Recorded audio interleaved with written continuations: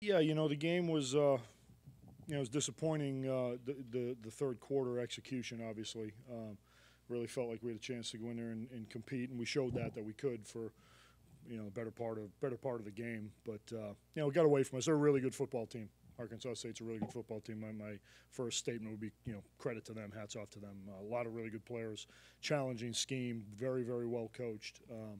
And what I just said to the team is to win in November, to win championships in November. I mean, that's what it comes down to. It comes down to executing and when the game gets tight, to step on the gas. And felt like maybe we came out well in the third quarter and then let it get away from us. A couple bad plays here and there, and may or may not have let that affect us a little bit of how we played the rest of the game, which is disappointing. But hats off to no lack of credit to Arkansas State. Really good program, someplace that we eventually would like to be here. How stressful and frustrating was this week, Coach, for you and the guys and everybody involved? It was a hard week. I mean, I'd be lying if I said there weren't some emotional challenges here. But I'm really, really proud of this team. And they came out and they fought against a really good football team, and I think they showed their grit and their character. That they were able to block out a lot of the noise, and we really did have a really good week of preparation. I was really proud of them for that, especially later in the week.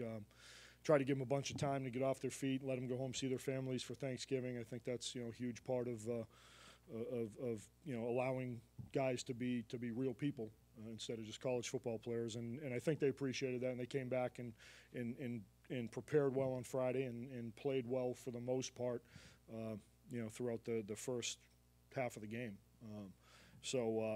But there were some challenges. It was taxing. Earlier in the week you were saying that you weren't going to change the essence of the team. There were a few things you wanted to put in place. Mm-hmm. Saw some things like Alec Harris running the ball, Blake run out there. Were those some of the things you were talking about? And what did you think of Alex touchdown?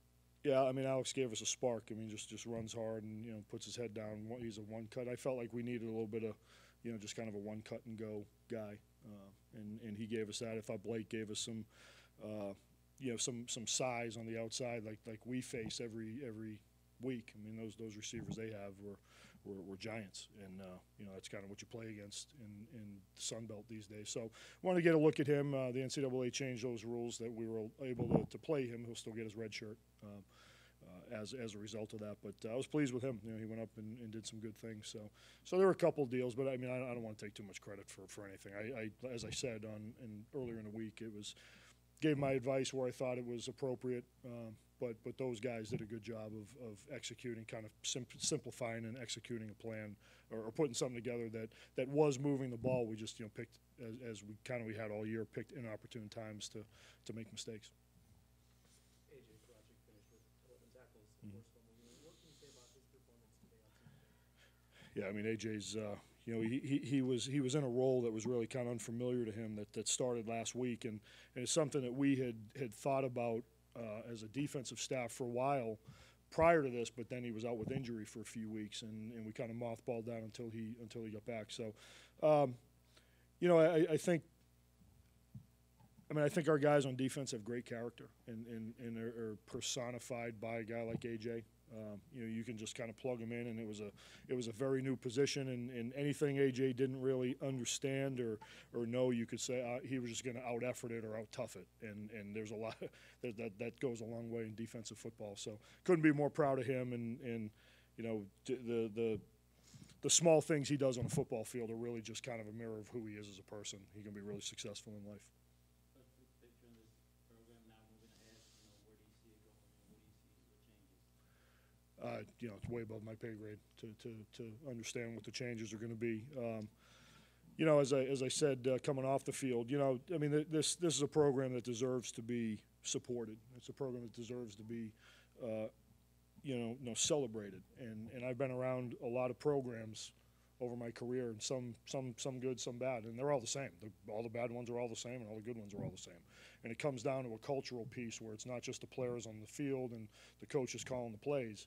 It's everybody. It's everybody in the community is behind the team and supportive. And sure, there's going to be some bad times, and we do understand that this is a bottom line business, and our job is paramount of putting a good product out there and winning. But at the same time, these are great young men, and to see what they did under a really tough circumstance this week was awe-inspiring for them, and I will never forget them for that and the efforts they put out there. And it's a team that deserves to be supported.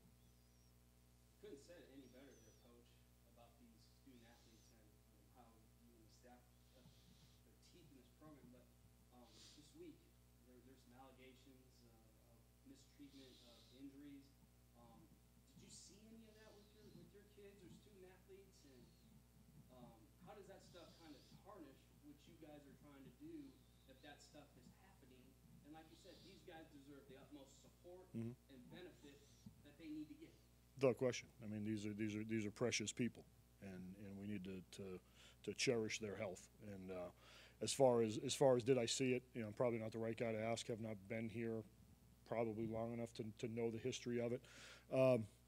But you always want the best for your players, and if you feel like you're not getting the utmost support for them to not only take care of them when they have injuries, and to rehab them, to get them back, because these guys want to play. I mean, guys don't malinger in the locker room. They want to get on the field, and that's incumbent upon the training staff to sometimes save them from themselves. And I get that that's a piece of it, because guys do want to try to get back a little early, and sometimes you have to make hard decisions and just take their helmet away. And I get that piece of it, but at the same time, I think you need to be proactive and let guys kind of drive. The guys know their body better than anybody else. And when a guy comes saying that they're hurting and, it just doesn't feel right, we need to probably take the next step to do that. But, I'm not knocking our trainers. I'm not knocking anybody. Just, what I say is fully in support of our student athletes, and I've always just believed them. And if they're not getting, 100% of what we can give them, then we're not doing enough for them. And you just want to speak on behalf of this staff.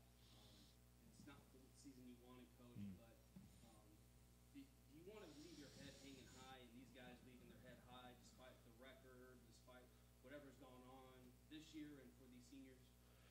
Yeah, it's hard because we are in a bottom line business, and we are wins and loss business. And on the outside looking in, you'd say, you won 3 games, you're losers. And I don't see it that way. I used to when I was younger, but I didn't get into this. I didn't get into this business for money. I didn't get into this business for glory or to be at a certain place. I get in it because I love coaching. I love the competition piece of it, and I just love the ability to be part of a team and something bigger than yourself and develop young men. And to me, there's so much that goes into building a program. And I told this team, even though I haven't been here very long, I felt a certain camaraderie with this senior group, because I played in a situation for 4 years, and 3 of those 4 years were not very good.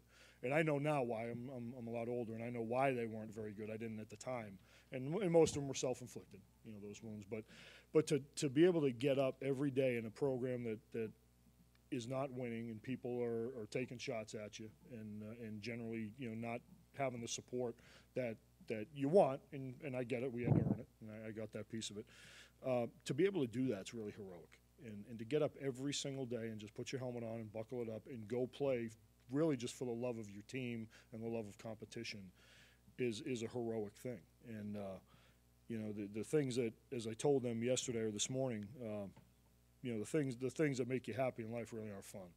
And it isn't fun changing a culture, and it isn't fun grinding it out and finding ways to win against really good opponents. It takes a lot of gritty, hard work. But at the end of the day, the end result will make you happy, being a winner. And I was fortunate enough my senior year to win some games, and that's what I take from my career. So I want nothing more for this program to feel the same way. And we're close. I mean, we're close, and I think everybody can see that we're not very far off. We just need a couple pieces here and there, maybe change the way we do a couple things, and I feel very strongly this program's on good footing.